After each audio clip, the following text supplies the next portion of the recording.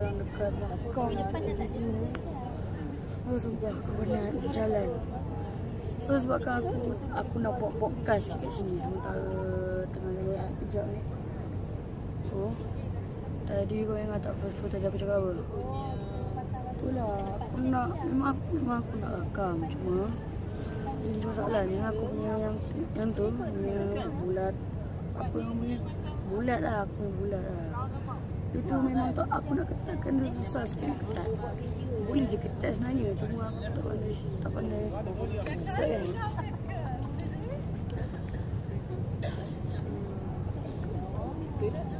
Nah, jalan dah tertinggal yang punya itu orang keluar. Tapi bagi aku duduk dulu. So sebabkan tengah tunggu lehat ni, aku nak cerita seram sikit. So pengalaman cerita aku pertama, pengalaman cerita seram aku, masa tu aku dekat aku Cameron Highland.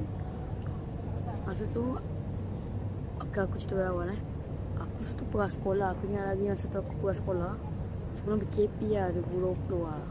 Masa tu awal tahun kot, bulan Januari, bulan Februari macam tu, tengah cuti sekolah. Aku kiranya duduk taska. Bila balik sekolah aku akan duduk taska. Mak aku memang tak boleh ambil. Dulu aku tak naik van Cik Ifah. Kan korang tahu kan aku naik van Cik Ifah kan. Korang tak tahu kan. Korang tak tahu sebab aku tak pernah video pun dalam aku memang dengar pergi cakap apa aku pernah naik van. Aduh. Sekian cerita. Aku masa tu hari Jumaat. Aku ingat hari Jumaat. Memang masa tu semua orang tidur. Cuma yang penjaga taska lah tak tidur. Tengah aku ingat nama dia Kak Dayang kot, tak silap. Aku tak ingat sebab dah dia 5 ke 4 tahun. Aku pun dah tak ingat dah macam mana aku boleh sampai ke Cameron Highland. Cerita aku tidur apa, lepas tu penjaga kat taska kata badan panas. So penjaga kat taska call lah ayah aku.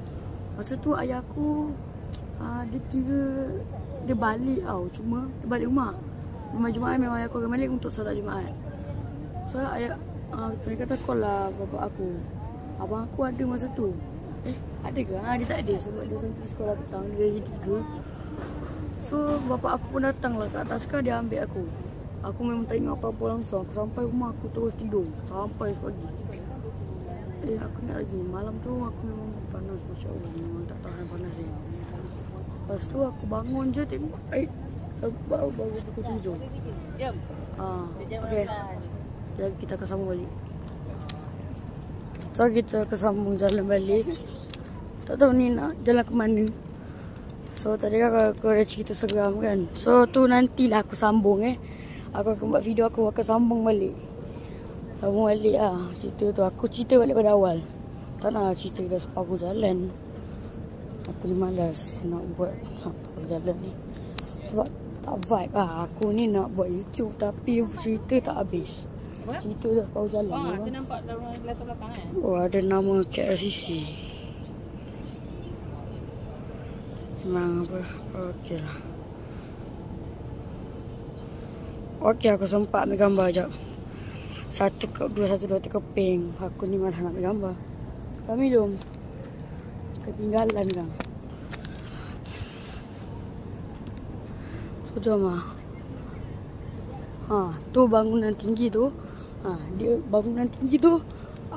Itulah hotel. Tu orang kata aku duduk depan bangunan tu ada hotel Corus yang aku cakap pada awal video tadi. Itulah hotel ni tuan duduk. Ni belakang bangunan tu. Depan bangunan tu ada hotel Corus. So situlah tempat hotel yang aku tidur.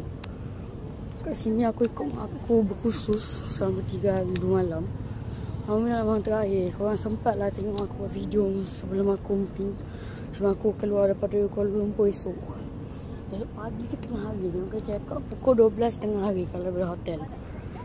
So ni aku memang wajib muka aku korang daripada awal tadi. Tengok mesti korang tanya Fizi masuklah video. Kau buat video tapi kau tak masuk video. Tak adalah, aku bagi contoh je kalau korang komen macam tu kan. So ni ada pondok polis bantuan. Mungkin macam penjaga kot. So ni Ni bangunan belakang ni. Ni bangunan yang tinggi ni. Tak guys, ada teknikal, ada masalah teknikal ya. Ada masalah teknikal kau tak dengar kan.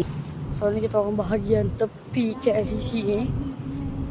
So memang sekejap guys, aku ada jumpa satu benda yang agak menyakitkan hati. Kau tahu apa? KFC boykot.